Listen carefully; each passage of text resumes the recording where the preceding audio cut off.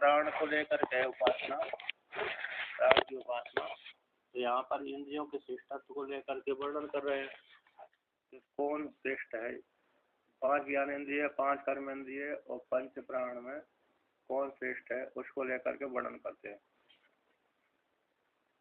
तो कहते हैं आते प्राण उत्कृष्यन उत्क्रामिष्यन उत्क्रमणम करिष्यंस तदानीम एव स्वस्थानात् प्रचलिता भागादया।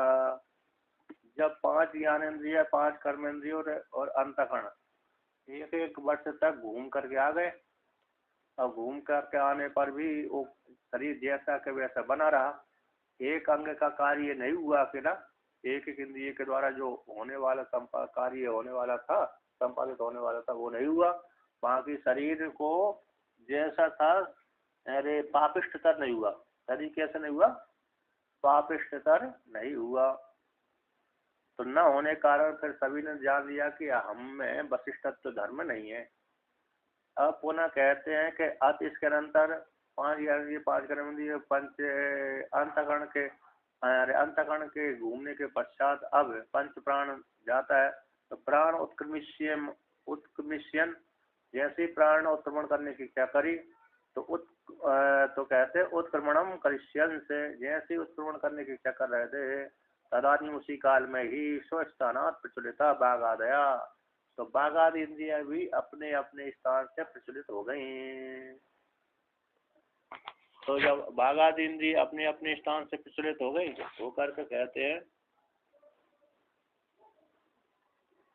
अरे कहते हैं तो किम विभीति, किस प्रकार से वो अपने अपने स्थान से अरे प्रचलित हो गए। तो यथा जिस प्रकार से यथा लोके महंश्च असौ सुहयश्च महासुहयः शोभनो हयो लक्षणो पेतो महान परिमाणतः सिंधु देशे भवः सैंधवो अभिजनतः पड्वीश संकून पादवंदन संकून पड्वीशाश्चते संकवश्च तान् संबृहेद उदयच्छेद युगे युगपद उत्खनेद अश्वारोह आरूढ़े प्रक्षणाए। तो यहाँ पर वर्णन करते हैं कहता जिस प्रकार से लोक में, तो लोक में क्या है, अरे महान चासो सुऐसे सु महासुहा। तो यहाँ पर समास कर्म धारा समास कर दी, महान चासो सुहाया, जो महान सुहाया। तो महान सुहाया महान श्रेष्ठ, सुहाया नहीं घोड़ा, अश्व आया नहीं घोड़ा अश्व। तो सु का अर्थ शोभनो हयो, शोभन है वाला, आया का अर्थ हो गया अश्व। तो महान जो अश्व कैसा महान है, महान चासो आया से सु हो गया महासुहाया।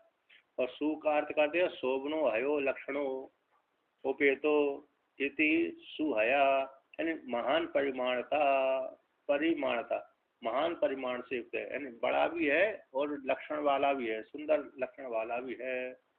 तो इस प्रकार से ऐसा जो आया है वो कैसे, सिंधु देशी भवा, कहते सिंधु देश में होने वाला होने से सैंधव कहलाता है।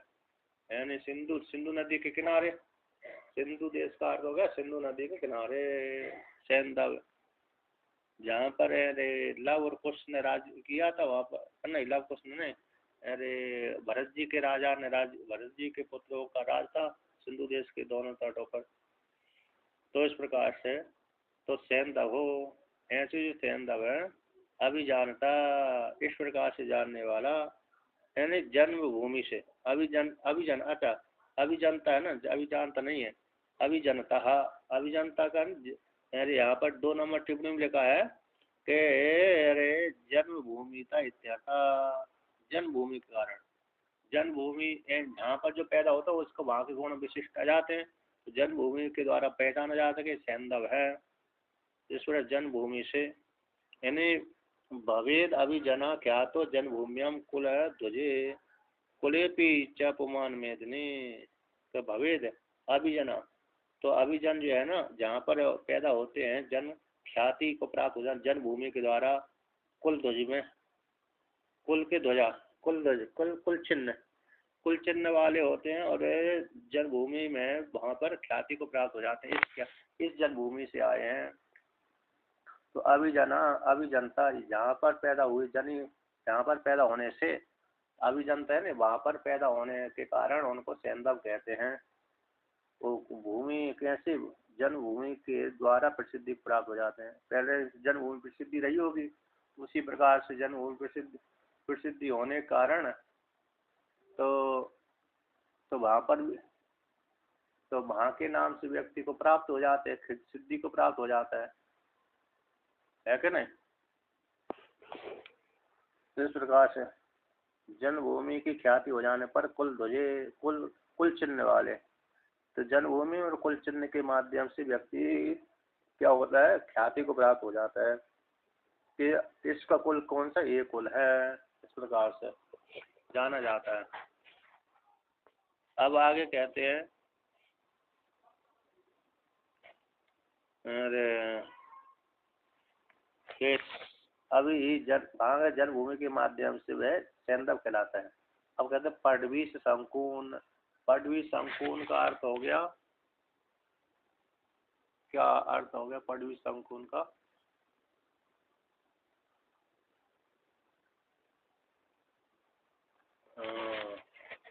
तो कहते हैं पडवी शंकु का अर्थ हो गया पडवी से, पडवी शंकुन, शंकुन यानी वो हो गया, अरे खूंटा हो गया, शंकुन पदनशीला, पडवीस, पडवीस यानी ईश यानी शासन करने वाला, तो पैरों के ऊपर शासन करने वाला, पैरों के ऊपर शासन करने वाला। तो शंकुन यानी खूंटे को, तो जो पैरों के ऊपर शासन करता है ऐसे उनको। पाद बंधन शंकुन पडवीसा। 3 नंबर टिप्पणी में लिखा है पदनशीला पदः पादः तेषां संगति पडवीस्तस्य ईशा नियामिका पडवीसा शंकवा। तान उन शंकों को कहते हैं जो रस्सी से युक्त होकर के, पडवी से जो पैरों के ऊपर शासन करता है, पद है ना, पदक, पादा पदनशाला, पदनशाला, पद यानी पाद हो गया, तो पद ही पाद हो गया, तेसा उनकी संगति, उन सारे पैरों की संगति, पैरों को बांधने के लिए स्थान विशेष ऐसा।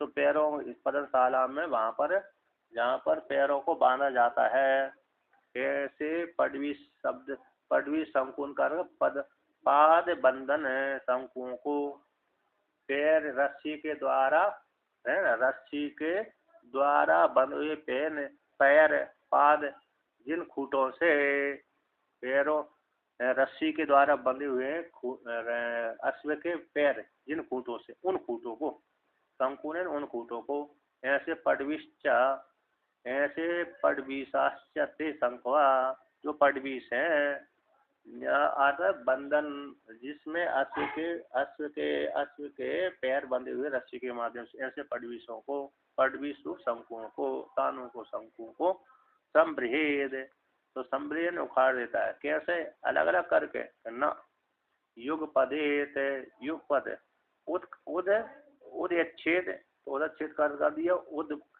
वो युग पद उत्खनेद, तो एक साथ ही उनको उखाड़ देता। कौन? जब अश्वरोही है, अश्वरोही व्यक्ति आरूढ़ हो जाने पर, अश्व के ऊपर आरूढ़ हो जाने पर, तो परीक्षण है, जब परीक्षण करने के लिए अश्वरोही व्यक्ति उस अश्व के ऊपर बैठ जाता है, तो परीक्षण करने के लिए उस अश्व की, अश्व श्रेष्ठ है कि गौण है, मतलब ये इतनी कीमत का हो सकता है, ये इतनी कीमत का हो सकता है, ऐसे अश्व को परीक्षण करने के लिए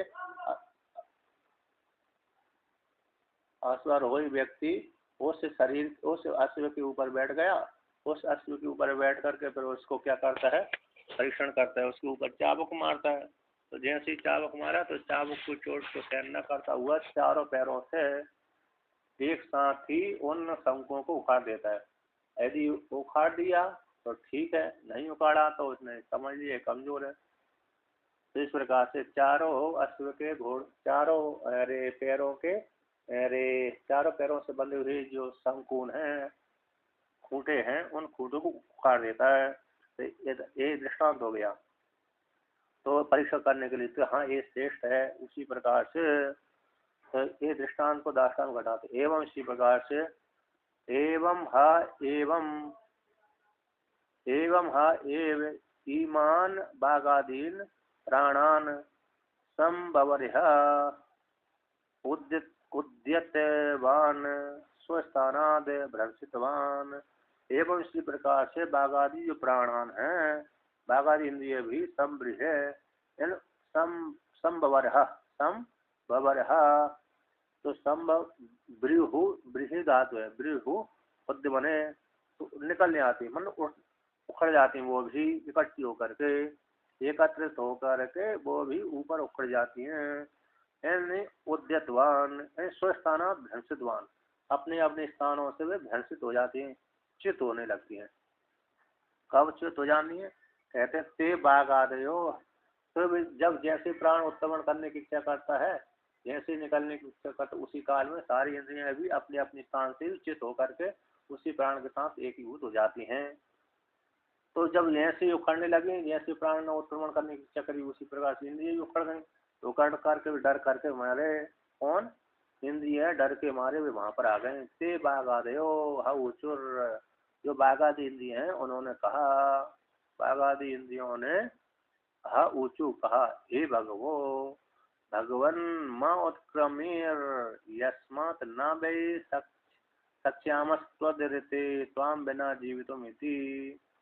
तो कहा हे भगवन आप उत्क्रमण मत करिए, क्योंकि यस्मा जिस हेतु से न वै सक्ष्याम, कहते हम तुम्हारे बिना, त्वदृते त्वाम बिना जीवितुम न समर्थे, तो तुम्हारे बिना हम जीवन धारण करने में समर्थ नहीं है, इसलिए उत्क्रमण मत करिए, तुम उत्क्रमण मत करो, क्योंकि तुम्हारे बिना हम जीवन धारण करने में हम समर्थ नहीं है।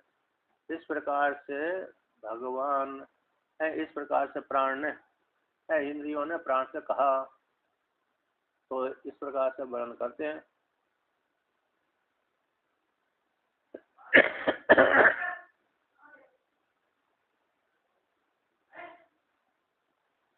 तो यहाँ पर वर्णन करते हैं, त्वाम बिना जीवितुम न समर्थते सक्ष्याम्य, त्वाम बिना जीवितुम न मायानी ऋतेन बिना न सक्ष्याम से, तुम्हारे बिना हम जीवन धारण करने में समर्थ नहीं है।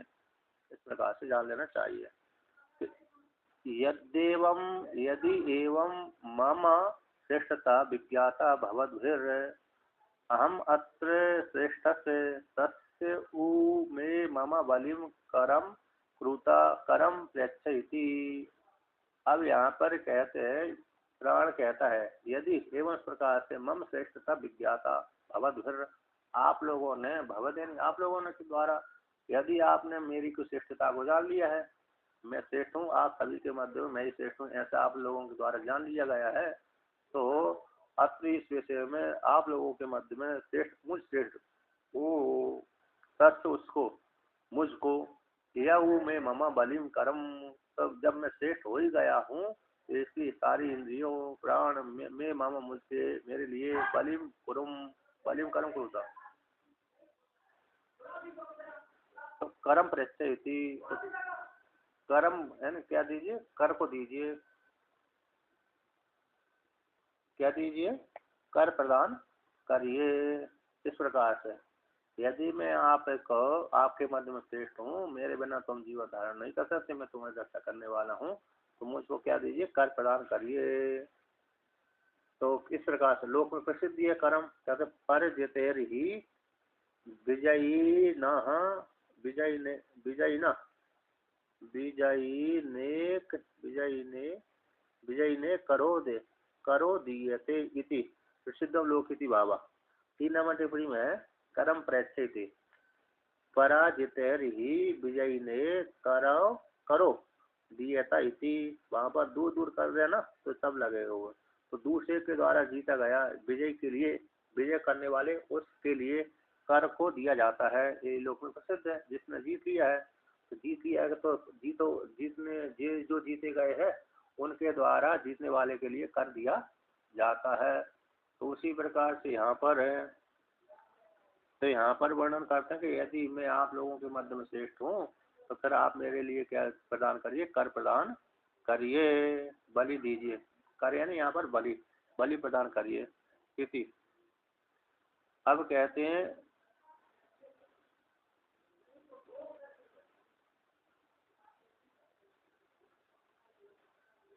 अयम चह प्राण संवाद कल्पितो विदुषः श्रेष्ठ परीक्षण प्रकारोपदेश। कहते अयम च प्राण संवाद है, जो प्राण संवाद है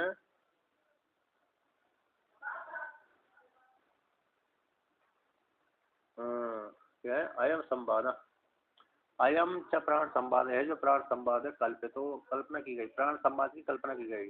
किसके लिए की गई कि विदुषा श्रेष्ठ परीक्षण प्रकार उपदेश, ये विद्वान के लिए इन प्राण आदि संवाद को लेकर के श्रेष्ठ परीक्षण का प्रकार का उपदेश कर दिया है विद्वानों के लिए, कि विद्वान इस प्रकार से इंद्रिय प्राणों के मध्य में इस प्रकार से श्रेष्ठ की परीक्षा करते हैं। श्रेष्ठ परीक्षण के प्रकार का उपदेश यहाँ पर इस प्रकार से प्राण संवाद के द्वारा कल्पना की गई है विद्वान के लिए। अतः विद्वान इस प्रकार से क्या करते हैं, श्रेष्ठत्व निरीक्षण कर लेते हैं। अनेन ही प्रकारेण विद्वान को नु खलु अत्र श्रेष्ठ इति परीक्षणम करोति। कहते इस प्रकार से विद्वान को हम लोग इनके मध्य में कौन अत्र श्रेष्ठ, इन सब के मध्य में कौन श्रेष्ठ है, उसमें व्यक्ति अपने में उदाहरण ले उससे स्वीकार कर लेता है कि मैं मुझ में और इन सब में कितना कौन श्रेष्ठ है कि नहीं। जैसे परिवार में भी ये परीक्षण हो जाता है कि हम सारे भाइयों में कौन श्रेष्ठ है या तो परिवार में कौन श्रेष्ठ है। इस प्रकार से संवाद के माध्यम से, योग्यता के माध्यम से अपने आप ही मालूम पड़ जाता है। उसी प्रकार से यहाँ पर भी परीक्षा के माध्यम से, प्राण संवाद के माध्यम से परीक्षा का प्रकार दिखला दिया गया। तो इस कहते हैं पांच ज्ञानेंद्रिय, पांच कर्मेंद्रिय, अंतःकरण और पंच प्राण में कौन श्रेष्ठ है, तो प्राण ही श्रेष्ठ है। इस प्रकार से प्राण को श्रेष्ठ विद्वानों ने जान लिया, परीक्षा करके स्वयं ही जान लिया। अब कहते हैं सा ऐसा परीक्षण प्रकार संवाद भूत कथ्यते, जो परीक्षण का प्रकार है कि कौन श्रेष्ठ है इस प्रकार, तो प्राण संवाद के रूप से कहा गया है, कथ्यते कहते हैं उसको। अब कहते हैं यहाँ पर टीका में उपास्य परीक्षण प्रकार विवक्षितम चेत किम संवादने थी, तो उपास्य परीक्षण के प्रकार की व्यवस्था की जानी चाहिए किसके संवाद के द्वारा। इस प्रकार से यह जो परीक्षण प्रकार है संवाद के रूप में कहा गया है। जो परीक्षण का प्रकार है इसका यहाँ तो अरे उपास्य की परीक्षा का प्रकार करने चाहिए, संवाद के द्वारा क्यों वर्णन कर दिया, तो संवाद के माध्यम से ही उसको वर्णन किया गया। इसको प्राण संवाद के माध्यम से, क्योंकि एक वर्ष तक निकल गए, यद्यपि निकलना नहीं है, संभव नहीं है उनका, इंद्रिय एक वर्ष तक बाहर रहती भी नहीं और निकलती भी नहीं है, लेकिन फिर इस प्रकार से परीक्षा करके प्रकार के संवाद के माध्यम से समझा दिया। नहीं कहते नहीं, अन्यथा संवाद का मुख्यार्थत्व अकल्पित मुख्यार्थ, संवाद के मुख्यार्थ हो जाए, मुख्यार्थत्व का अकल्पितत्व इति आशंका, संवाद का जो मुख्यार्थत्व कैसे है, मुख्यार्थत्व की कल्पित न हो इति आशंका को लेकर कहते हैं। नहीं अन्यतः संगत्य कारिणम तथाम एसाम अनिष्टा एव संवत्सर मात्रम एव एक निर्गमनादि उपपद्यते, यानी क्योंकि अन्यथा ऐसा संवाद के द्वारा नहीं कहेंगे, मुख्य रूप से निकलने को कहेंगे, संवाद कल्पित संवाद को लेकर के नहीं कहेंगे, मुख्य रूप से मानेंगे। संवाद का मुख्य अर्थ मान लेने से अकल्पित तो मान लिया जाए, अकल्पित हो गया क्योंकि संवाद को आपने मुख्य प्रधान का दे दिया। संवाद कैसा है, मुख्य प्रधान है, संवाद का मुख्यार्थ हो जाने से वो कल्पित नहीं होगा। इसी चेत ऐसे कहो तो न कहते, अन्यथा ऐसे संवाद को कल्पित नहीं मानेंगे। तो अन्यथा संगत कारिणाम सताम विद्यमानाम, जो संगत कार्य है पांच ज्ञानेंद्रिय, पांच कर्मेंद्रिय, अंतःकरण और प्राण, ये संगत एकत्रित होकर के मिलित होकर के क्रियाजन का नाम मिलकर के क्रिया की उत्पत्ति करते हैं। सारे मिलकर के कौन? मन है, इंद्रिय है और प्राण है। मन है, इंद्रिय है और प्राण। यदि मिलकर के मिलेंगे नहीं तो एक एक कार्य करने में समर्थ नहीं है। प्राण शक्ति न दे इंद्रिय को तो अरे वो इंद्रिय कुछ कार्य नहीं कर सकती। मिल और मन उनके साथ इंद्रिय के साथ जुड़े ही ना तो फिर भी इंद्रिय कुछ कार्य नहीं कर सकती। तो सारे मिलकर के क्रिया की उत्पत्ति करते हैं। इसी 6 नंबर टिप्पणी में संगत परिणाम मृत्यु क्रियाजन का नाम मिलकर के क्रिया की उत्पत्ति करते हैं। ऐसे जो है संगत कार्य वाले जो इंद्रियों का समूह तथा विद्यमान इनका इन सबका इनका करणानाम इन कर्णों का अन्य साक्षात स्वतंत्र रूप से साक्षात हुआ संवत्सर मात्र एक एक वर्ष तक एक एक का निर्गमन आदि न उपाद्यते उत्पन्न नहीं होता। ना का अन्वय हो जाएगा न उपाद्यते। एक एक वर्ष तक बाहर जाना जबकि साथ साथ ही रहते तो साथ साथ जाते रहते हैं तो एक एक काल एक वर्ष तक बाहर निकलना इनका संभव है ही नहीं है। तो इसलिए मात्र आख्यायिक का मात्र संवाद मात्र है, मुख्य अर्थ नहीं है, कल्पित मात्र है। मतलब यहाँ पर श्रेष्ठत्व को परीक्षा करने के लिए संवाद के द्वारा सिद्ध कर दिया। अब कहते हैं तस्मात् विद्वान एव अनेन प्रकारं विचार्यति बागादीनां प्रधान बुभुक्षुर उपासनाय बलिं प्रार्थितः सन्तः प्राणास तत इति प्रतिज्ञातवन्तः। तस्मात् उसी हेतु से विद्वान अनेन प्रकार के द्वारा विद्वान ही तस्मात् इसी हेतु से इन सब जो एक वर्ष तक निकलना संभव न होने कारण इंद्रियों का यस्मात् जिस कारण से तस्मात् उसी हेतु से जो विद्वान है विद्वानी अनेन प्रकार इस प्रकार से विचार्यति कल्पना करता है, जानता विचार करता है, परीक्षा कर लेता है। तो बाघ आदियों के मध्य में कौन प्रधान है तो बाघ आदियों में प्रधान को जानने की इच्छा से ऐसे परीक्षा करता है। परीक्षा करके उपासना के लिए क्यों करता है? उसमें हेतु है उपासना है। तो उपासना के लिए ही वे इस प्रकार से परीक्षा करता है। तो बाघ आदि में कौन श्रेष्ठ है तो बाघ आदि में जो प्राण श्रेष्ठ है उसी प्रकार से इंद्र आदि देवता में कौन श्रेष्ठ है कहते हिरण्यगर्भ श्रेष्ठ है, महावायु श्रेष्ठ है। तो बाघ आदि इंद्रियों में प्राण श्रेष्ठ है उसी प्रकार से इंद्र आदि देवता में कौन हो गया? हिरण्यगर्भ है। समष्टि जो प्राण है जो समष्टि प्राण हिरण्यगर्भ वो श्रेष्ठ हो गया। उसकी उपासना करने से महान फल प्राप्त होगा और एक एक इंद्रिय एक एक देवता की उपासना करने से गौण फल प्राप्त होगा, है ना। इसीलिए अरे जितने भी ऋषि मुनि है, अन्य है, राक्षस आदि है, किसकी उपासना करते हैं कहते ब्रह्मा विष्णु महेश की ज्यादा उपासना करते हैं। इंद्रादि देवता की बहुत ही कम करते हैं। कर्मकांड करते हैं तो कर्मकांड जब होता है तभी व्यक्ति को वहां पर इंद्रादि देवता के लिए आहुति देते हैं, ठीक है ना। लेकिन नहीं तो प्राय करके जो उपासना कठोर तपस्या की जाती है तो कठोर तपस्या में तो वो ब्रह्मा विष्णु महेश की उपासना करते हैं। इस प्रकार से जानना चाहिए। अब यहाँ पर कहते इसलिए अब ये प्राण कैसा है? प्राण श्रेष्ठ हो गया तो प्राण श्रेष्ठ है तो तथा इसी प्रकार का भाई अब हमारे लिए कर दीजिए। तो जब इस प्रकार से कहा मैं श्रेष्ठ हूँ तो जान लिया आपने प्रज्ञात बनता तथा तथा इति आतद इंद्रियों स्वीकार कर लिया। ठीक है भैया, जब आपने ऐसे हम श्रेष्ठ हैं आपके मध्य में हमारे मध्य में आप सब श्रेष्ठ हैं तो हम जो आपने कर मांगा है तो हम आपको कर देते हैं। प्रज्ञात बनता इति आतद हम स्वीकार करते हैं, हम आपको कर देंगे क्योंकि आपके बिना हमारी गाड़ी चलने वाली नहीं है। तो इस प्रकार से उन्होंने स्वीकार कर लिया, बाघ आदि इंद्रियों ने स्वीकार कर लिया, ठीक है हम आपको कर देंगे। अब कर कौन है तो अगले मंत्र के द्वारा वर्णन करते हैं। सा बाघ उवाच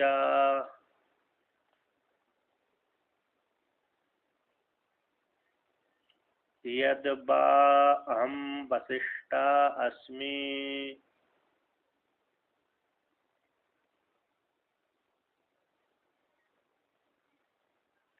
त्वं तद वसिष्ठो असीति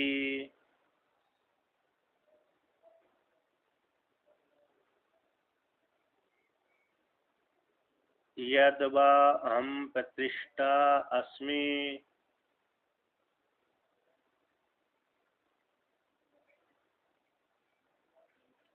त्वं तत् प्रतिष्ठो असीति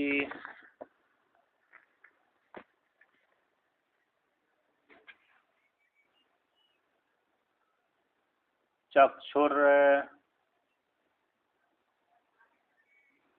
यद्वा हम संपद अस्मि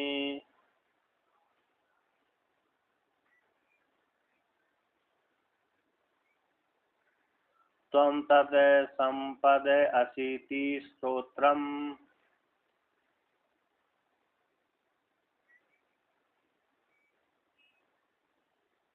यद्वा अहम आयतनम अस्मि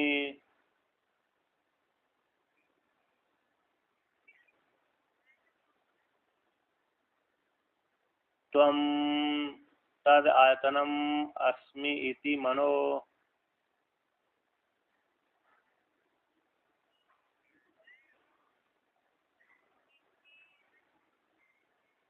त्वं तद् आयतनम असीति मनो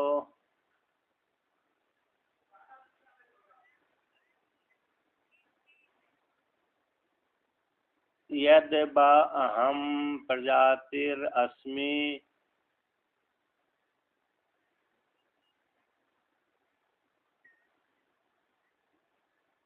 त्वं तत् प्रजातिरसीति रेतस्।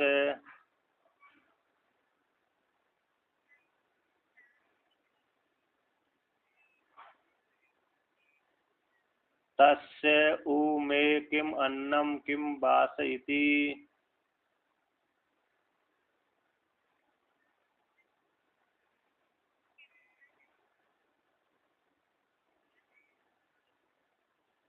यद् इदं किंच आस्वाभ्य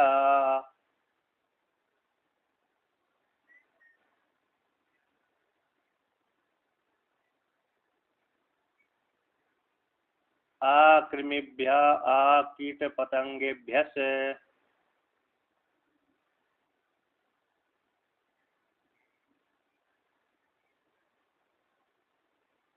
तत्ते अन्नम आपो वास इति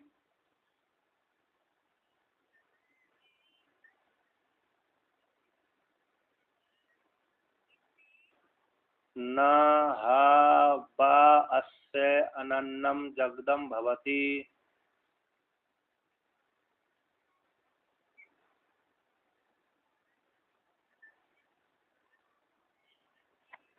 न अनन्नम प्रतिगृहीतम्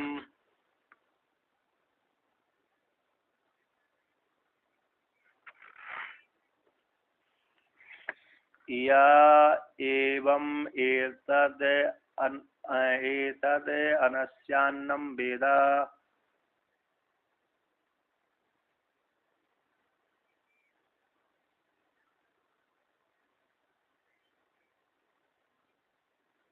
तद् विद्वांसः श्रोत्रिय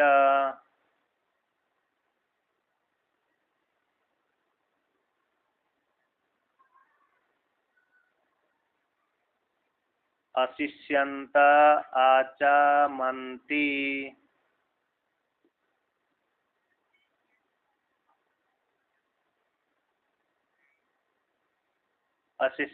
अशित्वा आचमन्ति।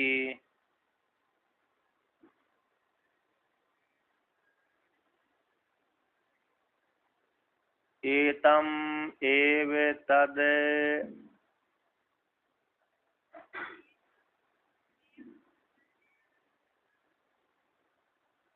अनग्नं कुर्वन्तो मन्यन्ते।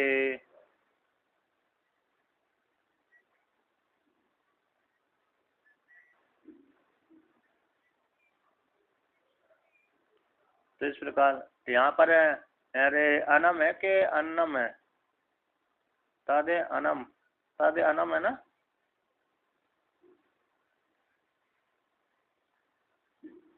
अच्छा अच्छा जी, नहीं तादे अनम अनगनम है ना, ऐसे ही तो है।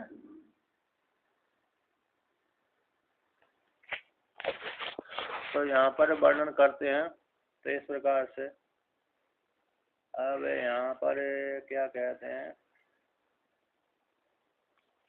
इसका व्याख्यान करते हैं। हम यहाँ पर कहाँ पर आया था, उत्तम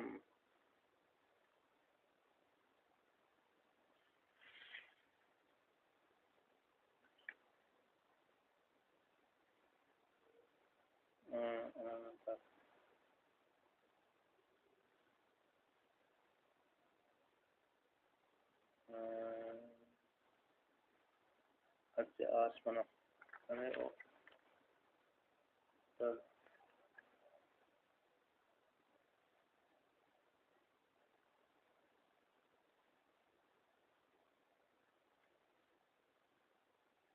रेशमेव अनम, अनम यानी प्राण ही होता है। अनंगनम नग्नम यानी नग्न, न नग्नि अनग्नम, अनम यानी प्राण ही है यहाँ से। चलिए तो यहाँ पर वर्णन करते हैं कि प्राण ने कहा भाई ठीक है, जब मैं आपके मध्य में सेठ हूँ तो मेरे लिए कर दीजिए, है ना। अब कर के लिए यहाँ पर वर्णन करते हैं, क्या करते हैं, कर हा बाघ उगाचा। तो वाणी ने कहा, सबसे पहले वाणी ने प्राण को कहा, बाघ हुआ था, वाणी ने कहा था, यद वा यानी भाई हम वशिष्ठा अस्मि, जो मैं वशिष्ठा हूँ, अर्थात मेरे में एक विशेष गुण क्या, वशिष्ठा। वाणी में एक विशेष गुण है वशिष्ठा, क्योंकि वाणी जिसके पास वो नहीं है दूसरे को बता नहीं सकता, स्वयं भी नहीं बच सकता, दूसरे को नहीं बता सकता। यानी जो वाणी जिसके पास नहीं है तो व्यवहार कैसे करेगा, व्यवहार नहीं करेगा तो फिर व्यक्ति कहेंगे तो पागल है, उपेक्षा आदि कर देते हैं, ठीक है ना। इस प्रकार से वाणी के द्वारा व्यक्ति बोलता है, व्यवहार करता है, तो स्वयं भी बचता है, दूसरे को भी बचाता है। इसलिए वाणी का विशेष धर्म जो वशिष्ठ है, ऐसे वशिष्ठ धर्म को वाणी कहती, तुम तद वशिष्ठो अस्सी थी, वह वशिष्ठ धर्म में तुम्हारा ही है, तुम्ही को लेकर के हम वशिष्ठ हैं होते हैं। इसलिए जो हमारे वशिष्ठ धर्म है ये तुम्हारा ही है, तुम ही तद वशिष्ठो अस्सी थी। इस प्रकार से बाक इंद्रिय ने बोल दिया प्राण को, आता जो वशिष्ठ, आता तुम्हारे द्वारा ही, तुम ही सभी को बताते हो, तुम ही बसने वाले हो, तुम ही सभी को बताते हो। यद, अब दूसरी इंद्रिय कहती है यद वा, यद भाई हम प्रतिष्ठास्मि, तो चक्षु कहती है जो मेरे में प्रतिष्ठा गुण है, मैं क्योंकि मैं सम और विषम में देख करके चलता हूँ, है ना। सम और विषम में देख करके न चलो तो गिर जाऊं। यदि चक्षु इंद्रिय देखे ना सम और विषम में, तो चक्षु इंद्रिय न देखने वाला व्यक्ति क्या गड्ढे में गिर जाएगा, समतल में गिर जाएगा, बिना देख कर चलेगा तो इसलिए मैं सम और विषम में कंटक आदि देख करके व्यक्ति चलता है रास्ते में, इसलिए कंटक आने पर पैर रखो वहां पर नहीं रखता, दूसरी जगह रखता है। तो मैं कैसे हूँ, जो प्रतिष्ठा धर्म है मेरे में, तो बेहतर तत् है भय तो श्रेष्ठ धर्म, तुम प्रतिष्ठो अशीति चक्षुर, वह जो प्रतिष्ठा धर्म है मेरे में तुम ही प्रतिष्ठा हो, अतः मेरा जो प्रतिष्ठा धर्म है तुम्ही का, तुम्हारा ही है, क्योंकि तुम्हारी शक्ति को लेकर के मैं देखता हूँ, व्यवहार करता हूँ, इसलिए प्रतिष्ठा धर्म कैसे तुम्हारा ही है, तुम ही प्रतिष्ठा वाले हो। कैसे चक्षुन का, यदवा यद वही हम संपदा अस्मि, तो तुम तक संपदा अशीति श्रोत्रम, श्रोत्र ये कहते हैं यदवा मेरे में संपद है, संपत्ति है, पीछे बाघ का क्या था, वशिष्ठ था, हाँ। तो जो कौन श्रोतेंद्रिय कहते जो मेरे में संपद है, क्या संपदा, संपदा यानी ज्ञान। श्रोतेंद्रिय यदि लौकिक ज्ञान अलौकिक ज्ञान वेद आदि को पढ़े ही ना, नहीं पढ़े तो अज्ञानी बना रहेगा, अज्ञानी बना रहेगा तो फिर भाई कैसे है, मजदूरी तो कर सकता है लेकिन अरे किसी को उत्तर नहीं दे सकता, किसी को पूछेगा कोई व्यक्ति तो उत्तर ही नहीं दे सकता है। पहले श्रोत इंद्रिय के द्वारा श्रवण करता है, बाकी इंद्रिय के द्वारा बोलता है, क्या करता है, श्रोत इंद्रिय के द्वारा व्यक्ति श्रवण करता है, बाकी इंद्रिय के द्वारा बोलता है। तो श्रोत इंद्रिय कहती है जो मेरी में संपदा गुण है, संपत्ति है, ज्ञानत्व है, उस ज्ञानत्व संपदा कैसी तुम्हारी है, तुम ही हो, संपद गुण वो तुम्हारा ही है, ठीक है ना। संपद है ना, संपद, संपद वाचा मन चक्षु किधर आए थे संपद, यहाँ पर सूत्रम और संवत्सर प्रोगत मदगीतम। मेरे बिना श्रवण, बेहरा, बेहरा है ना, बेहरा बधिरत तो हो जाएगा यदि संपद गुण जो है ना श्रुति के द्वारा सुनता है व्यक्ति, नहीं तो फिर इस प्रकार से तो संपदा जो गुण थी इंद्रिय, चक्षु इंद्रिय की है, श्रोत्र इंद्रिय की संपद, तो संपद वो प्राण का ही है, इस प्रकार से।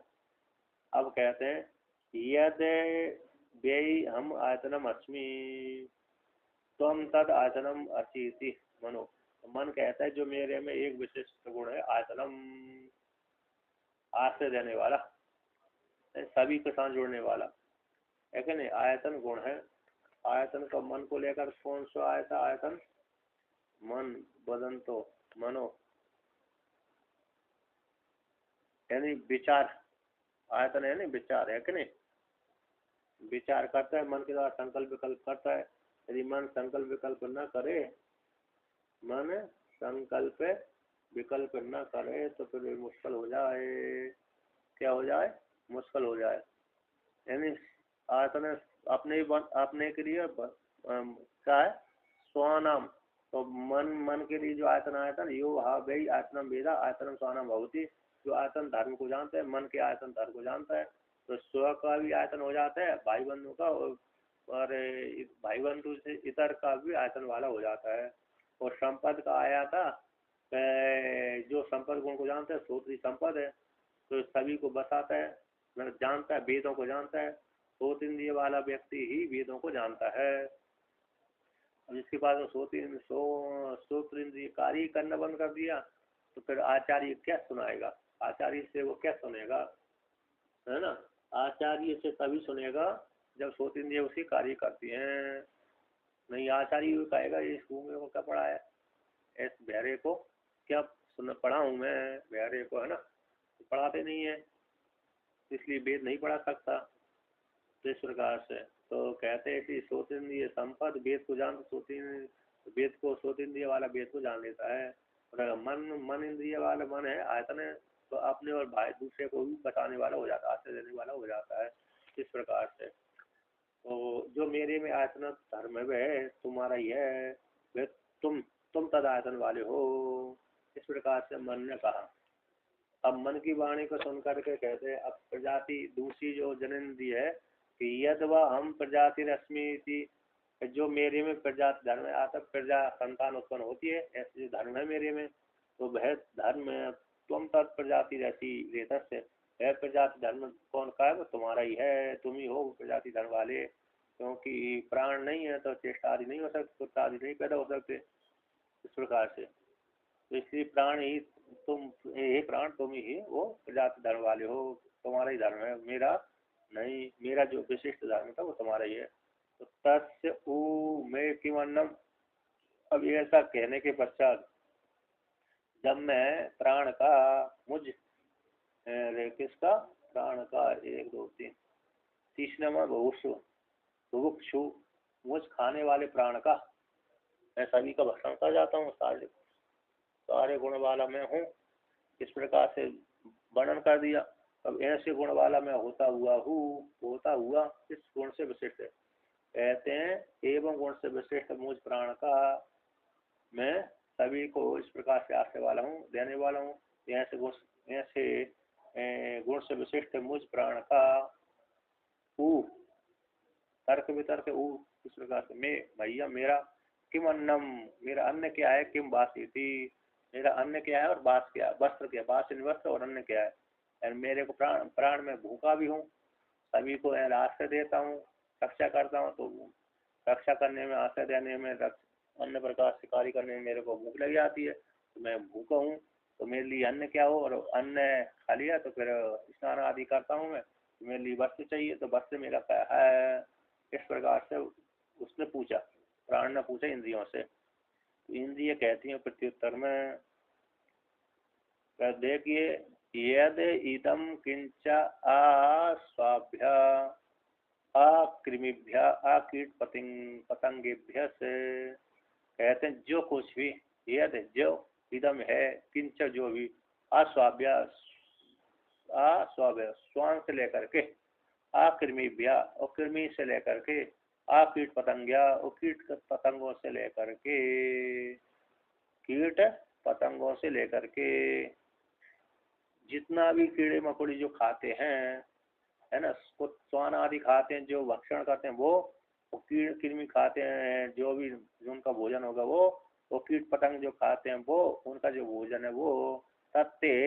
और उसमें सारे आ गए, कहाँ तक आ गए, कीड़े मकोड़े से लेकर के सारे ब्रह्म लोक पर्यंत तक सारे जीव आ गए, मनुष्य देवता सारे भी आ गए, मनुष्य भी आ गए, देवता भी आ गए, यक्ष गंधर्व राक्षस सारे आ गए, और कीड़े मकोड़े पशु पक्षी जानवर सारे आ गए। तो स्वाभ्य अरे जानवर ले लिया, कृमि से अरे कीड़े मकोड़े ले लिए, कीट पतंग से आकाश में उड़ने वाले ले लिया, है ना। तो इस प्रकार से विष्णु शरीर वाले, सूक्ष्म शरीर वाले, जलचर थलचर नवचर, जलचर थलचर नवचर तीनों प्रकार के जो प्राणी हैं, जल में घूमने विचरण करने वाले जलचर हो गए, थल में घूमने वाले थलचर हो गया, और आकाश में घूमने वाले नवचर हो गए।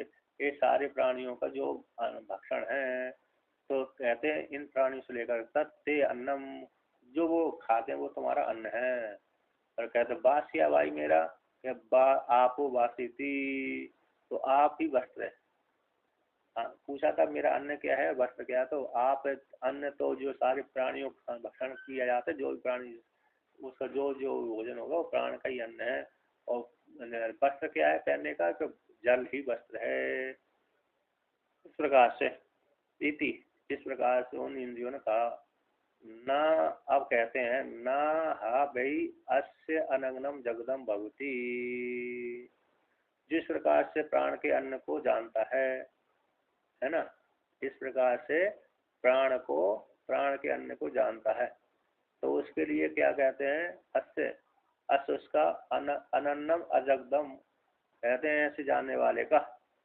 एवं हा भाई इस निश्चित रूप से अस्य इसका, प्राणस्य प्राण के कहते हैं, जिस प्रकार के अन्न को जानता है कि ये अन्न है, ये जल है, तो उसके लिए कहते हैं जानने वाले साधक के लिए अनन्नम, जो अनन्य जगद न भवती, अनन्य जगदम न भवती, है कि नहीं। इस प्रकार से जानते कि सारा जो प्राण का ही धर्म है, तो कहते अनन्य ऐसा कोई नहीं होता, अनन्य का भक्षण, अभक्ष का भक्षण नहीं होता, उसको अभक्ष का भक्षण का दोष नहीं लगता। जैसे न जानने वाला व्यक्ति है, न जानने वाला व्यक्ति है तो अभक्षण का भक्षण कर लेता है, दोष लग जाता है, अभक्षण का भक्षण कर लेने से उसको दोष लग जाता है। किंतु जो जानता है कि सभी कुछ प्राण का ही धर्म है ना, प्राण का ही भक्षण है, तो वो यदि अभक्षण कर लिया, यदि कर लिया है तो उसको दोष नहीं लगता, जानबूझ करके कर लिया तो दोष नहीं लगता, अनजान अनजान में भी कर लेता तब भी दोष नहीं लगता, जानबूझ करके भी कर लेता है तो दोष नहीं लगता। यद्यपि खा नहीं सकता हर कोई, जिस जो व्यक्ति जहाँ पर पैदा हुआ है उसका वही अन्न रहता है, तो वही भक्षण कर सकता है, दूसरे अन्न को भक्षण नहीं करता, नहीं कर पाता वो, क्योंकि यही नहीं, जैसे मनुष्य पैदा हुआ है तो मनुष्य अरे चारे को तो खा नहीं सकता है, क्या नहीं कर सकता है, चारे को भक्षण नहीं कर सकता है, क्योंकि मनुष्य के लिए अन्न ही, भोजन ही उसका भक्षण है, और पशु के लिए चारा है। तो फिर किंतु सभी के भीतर गया हुआ इस प्रकार से दृष्टि करके उपासना करता है। तो कभी कभी जैसे मांसाहारी है, यदि मनुष्य का मांस नहीं, मनुष्य के लिए भक्षण नहीं है, फिर भी व्यक्ति राग से खा लेता है। जानवरों का तो मांस है, अरे भोजन है, जानवरों का क्या है, मांस है, भोजन है। जैसे हिंसक वाले जो पशु होते हैं उनका वो मांस क्या भोजन है, किंतु मनुष्यों का भोजन नहीं है। तो फिर भी यदि जो अभक्षण है वो उसको खा लेता है, तो उससे जो उत्पन्न अनन्न का जगदम न भवती, तो उससे दोष नहीं लगता। यद्यपि नहीं खाता है लेकिन यदि खा लिया राग पूर्वक तो भी इस प्रकार से उपासक को दोष नहीं लगता। न अनन्नम प्रति गृहीतम कहते हैं उसको, उसके द्वारा अभक्ष का भक्षण नहीं होता, और न अभक्ष का प्रतिग्रही होता है। अभक्ष का जो प्रतिगृहीता, मैंने प्रतिग्रह मतलब दोष भी नहीं होता उसका। न अनन्नम प्रतिगृहीतम, अनन्न का प्रतिगृहित भी नहीं होता, अन्न का भक्षण कर लिया, अन्न का अनन्न का भक्षण कर लिया अनंत के भक्षण करने से प्रतिग्रह लग गया, प्रतिग्रह लग गया तो दोष बन गया। कहते ना उसको जो अनन्य का जो प्रतिग्रह कर लिया उससे दोष भी नहीं बनता है ना, प्रतिगन पाप भी नहीं लगता। प्रतिगृहित में दोष विशेष है, अनन्य का प्रतिग्रह रूप दोष भी नहीं लगता, क्योंकि भक्षण तो कर लिया उसने, अरे राग पूर्वक तो दोष लग जाते ही, कहता उसका दोष नहीं लगता। कौन किसको नहीं लगता? या एवं वेदा, जिस प्रकार से जान करके उपासना करता है, जान करके इस प्रकार से उपासना करता है उसको इस प्रकार से दोष की प्राप्ति नहीं होती है क्या? नहीं, उसके दोष की प्राप्ति नहीं होती भाई। प्राण का प्रतिषिध अन्न भक्षण में। अब यहाँ पर कहते हैं, अब पुनः और कहते हैं एवं प्रकार से, या एवं प्रकार जानकर, एतद अनस्य अन्नम वेदा, किसको दोष की प्रतिग्रह नहीं लगती, किसको इस प्रकार से अरे जान करके उपासना करता है, किसको जान करके दोष की प्राप्ति नहीं होती। यदि भक्षण कर भी लिया तो उसको दोष फल की प्राप्ति नहीं होती, उसके लिए अनन्न होता ही नहीं है, सारा अन्न ही होता है। तो कहते हैं मतलब जो भी है भक्षण, अनन्न का भक्षण उसको होता ही नहीं है, तो सारा वो प्राण का ही अन्न होता है। तो इस प्रकार जानकर उपासना करने वाले कौन से दोष की, किसको दोष की प्राप्ति नहीं होती? तो एवं एतद, इसको अनस्य अनस्य प्राणस्य, प्राण के अन्न को जानता है।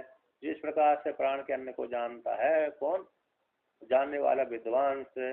जो जानने वाला विद्वान है उसी को दोष की फल की प्राप्ति नहीं होती, किंतु जो नहीं जानता और भक्षण कर जाता है तो उसको दोष फल की प्राप्ति हो जाती है ना, उसको प्रत्यवाह लग जाता है, प्रतिग्रह दोष लग जाता है। जो बिना प्राण की उपासना किए, प्राण की उपासना किए बिना, और मतलब जान इस प्रकार से नहीं जानता है और न जान करके भक्षण कर जाता है, अभक्ष का भक्षण कर जाता है, दोष की प्राप्ति हो जाती है।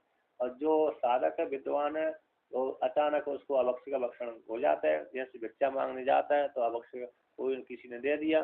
जैसे बहुत से व्यक्ति लहसुन प्याज नहीं खाते है क्या नहीं, लहसुन प्याज नहीं खाते, लेकिन भिक्षा मांगने जाते हैं तो भिक्षा में तो भारत जीवन वाले तो कोई खाते हैं कोई नहीं खाते हैं, तो वो लहसुन प्याज वाली व्यक्ति अरे क्या कर देते हैं, भोजन दे देते हैं।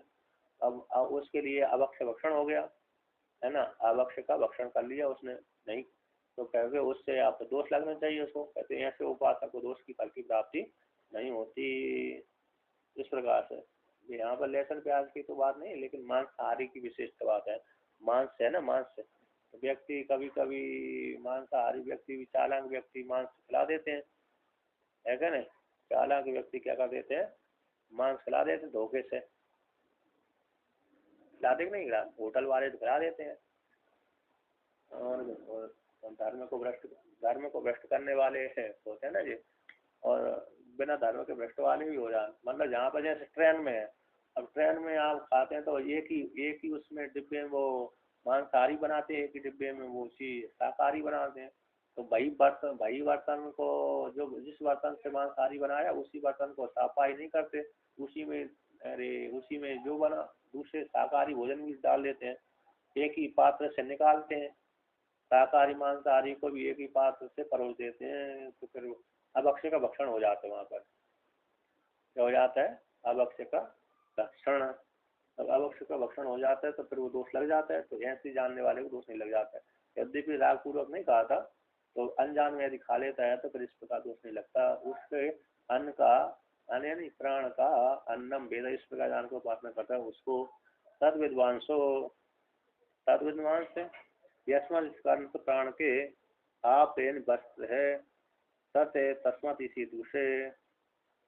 एक नंबर टिप्पणी, तद विद्वान से, उस विद्वान का, यस्मा जिस कारण से प्राण का आप वास है, तथा तत् वह तस्मत उसी हेतु से। तो ये अन्न हो गया, अरे ये भक्षण हो गया अन्न, और आप वस्त्र हो गया। तो विद्वान से, ऐसे जो विद्वान है इस प्रकार से, यानी अन्य खाने के पश्चात अरे जलपान किया जाता है, जैसे स्नान आदि करने के पश्चात व्यक्ति क्या करता है, वस्त्र को पहनता है, उसी प्रकार से यहाँ पर है। ओ वस्त्र क्या है उसका, ये वस्त्र है। तो तद है विद्वान से, इस प्रकार से प्राण के तस्मत प्राण का आप वस्तु तत्व है। तस्मत इसी दूसरे विद्वान से श्रोत्रिय है, जो विद्वान श्रोत्री है। अशिष्यंता भोजन करने की इच्छा करता है। क्या करता है? भोजन करने की जब इच्छा करता है विद्वान, तो भोजन करने से पूर्व जब साथ जो विद्वान है, उपासक है, तो भोजन करने की जब इच्छा करता है तो कहते हैं भोजन करने की इच्छा करता है, जो प्राण को अन्न का भक्षण कराता है। प्राण भूखा रहता है, तो प्राण भूखा रहता है, प्राण को भोजन कराता है। तो विद्वान जो इस प्रकार जानकर उपासना करता है, सोचिए, तो अशिष्यंता, तो भक्षण करने भविष्य में भोजन करने जा रहा है, तो भोजन करने से पहले आचमंती क्या करता है? आचमन करता है।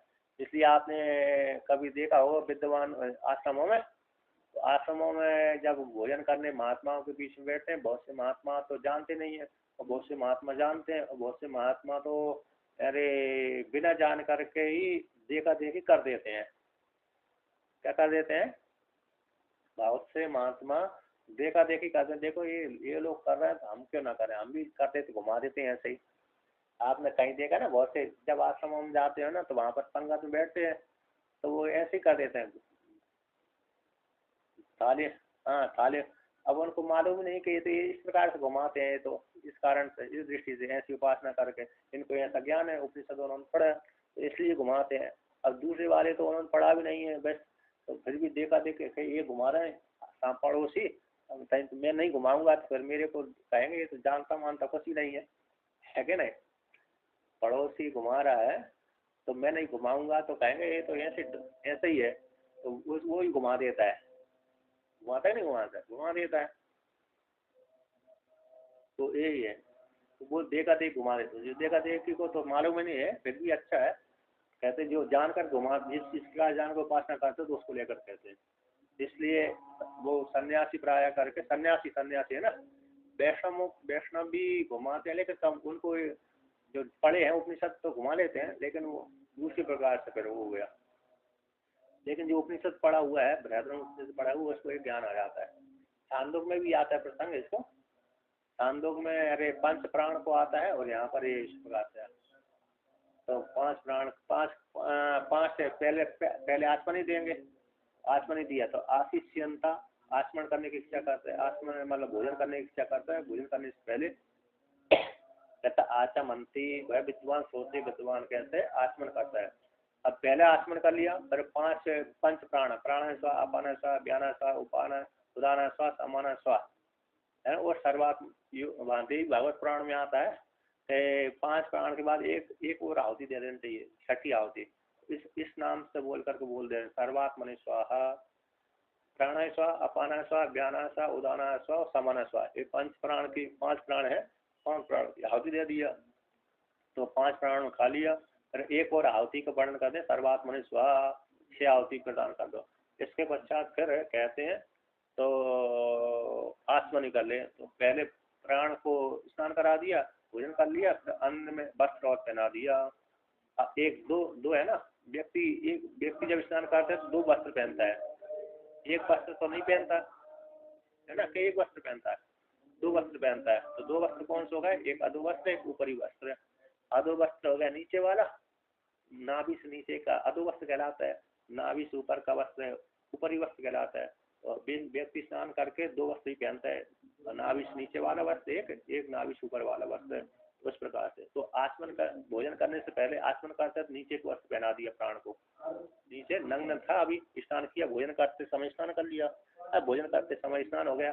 अब भोजन करने के से पहले मतलब एक पहले अधो वस्त्र, स्नान करने के बाद व्यक्ति को नीचे का वस्त्र, भोजन करने से पहले नीचे वस्त्र पहना दिया, भोजन करने के पश्चात ऊपरी वस्त्र पहना दिया।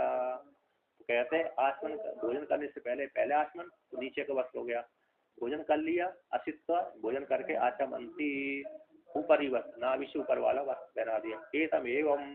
एतम इस प्रकार से प्राण को, तद अनम उस प्राण को, एतमेव तद अनम, तो अनम एन प्राणम, उस प्राण को अनग्नम कुर्वन्तो मन्यन्ते, इस प्रकार से हम भक्षण करेंगे तो वो कहते हैं हमने प्राण को अनग्न बना दिया, नग्न नहीं किया, नग्न नहीं छोड़ा। जैसे स्नान करके व्यक्ति को नग्न नहीं छोड़ते, जैसे बालक बालिका को भी माता पिता स्नान कराते हैं तो नग्न तो नहीं छोड़ते उसको, है कि नहीं। तो उसको क्या करते हैं, वस्त्र ही पहना देते हैं स्नान करा करके। उसी प्रकार से ये श्रोत्रिय आदि विद्वान श्रोत्रिय हैं, वे भी इस प्रकार से भोजन करने से पहले आचमन करते हैं, और भोजन करने के बाद भोजन जब कर लिया 5 आहुति दे दिया फिर आचमन कर लेते हैं। ऐसे मंदिरों में ही आपने देखा होगा, तो भोजन भगवान को भोग लगाते हैं, पहले आचमनी घुमा देते हैं, भोग लगा देते हैं, भोग लगाने के पश्चात फिर उठाने जाते हैं तब आचमनी घुमाते हैं। कभी कभी आपने देखा बीच में तीसरी बार भी चल जाते हैं, 3 बार बीच में कहते हैं भोजन करते करते कभी और अटक ना जाए इसलिए बीच में आचमनी घुमाने के लिए जाते हैं। कहते हैं वो आचमनी श्रुति में 3 का विधान किया है, 2 का ही विधान किया गया है। तो श्रुति में 2 का ही विधान गया। श्रुति में क्या, एक शुरू में एक बाद में। ये शुरू में कौन सी हो गए, शुरू में कौन सी हो गई, भोजन करने से पहले आचमनी कर लिया है ना। आचमनी ब्रह्मार्पणम ब्रह्म हविर ब्रह्मणम होतम ब्रह्मैव तेन गंतव्यम ब्रह्म कर्म समाधिना, इस मंत्र के द्वारा अथवा ये श्रुति मंत्र हो गया। लेकिन ब्रह्मार्पणम ब्रह्म हविर ब्रह्मणांग ब्रह्मण होता, ब्रह्मार्पणम ब्रह्म हविर ब्रह्मणांग ब्रह्मण होता, ब्रह्मैव तेन गंतव्यम ब्रह्म कर्म समाधिना। तो इससे स्मृति वाक्य के द्वारा तो इस पहले घुमा दिया और आचमन कर लिया। तो आचमन कर लिया तो मुख में जल डाल लिया है ना, मुख में जल डालिया तो मुख में प्राण को जल हो गया, पहले आचमन हो गया। भोजन कर लिया 5 प्राणाय स्वाहा अपानाय स्वाहा व्यानाय स्वाहा उदानाय स्वाहा समानाय स्वाहा सर्वात्मनाय स्वाहा, भोजन कर लिया। फिर इसके बाद आचमनी कर ली, कौन पुनः हाथ में जल लेकर के आचमनी ले लिया, तो दूसरी बार हो गया। इस प्रकार से अब अंतिम में जा करके कोई आचमनी करते हैं तो कहते हैं वो श्रुति का नहीं है प्रमाण, वो स्मृति प्रमाण है। इस प्रकार से पहले भोजन करने से पहले 5 आहुति के बाद फिर आचमनी करते हैं। इस प्रकार से जो श्रुति इस प्रकार जानकर कहते हैं हमने प्राण को अरंगनम कुर्वन्तो, ऐसा मानते हैं हमने प्राण को वस्त्र पहना दिया, अनंगन नहीं छोड़ा, नग्न नहीं छोड़ा, हमने अनंगन कर दिया। क्या कर दिया, प्राण को हमने वस्त्र पहना दिया, नग्न नहीं उसको छोड़ा, इस प्रकार से मानते हैं। ठीक है ना। तो आप भी इस प्रकार से कैसे करते रहिए कि हाँ हमने भोजन करने बैठे उसी समय पहले जल घुमा दिया, जल घुमा करके आचमन कर लिया, मुख में जल डाल लिया, फिर 5 आहुति डाली मुख में, प्राणाय स्वाहा अपानाय स्वाहा समानाय स्वाहा व्यानाय स्वाहा उदानाय स्वाहा, और फिर 30 सर्वात्मने स्वाहा। फिर इसके पश्चात जल हाथ में लिया, चुल्लू में मतलब हाथ में लिया, फिर मुख में डाल लिया, तो दूसरी बार आहुति हो गई। एक प्राण को हमने उपासना बन गई, ये दृष्टि से कैसे हो गई, हमारी उपासना हो गई। प्राण तो हमने भोजन ना किया बल्कि प्राण ने भोजन किया, उपासना कहलाती है।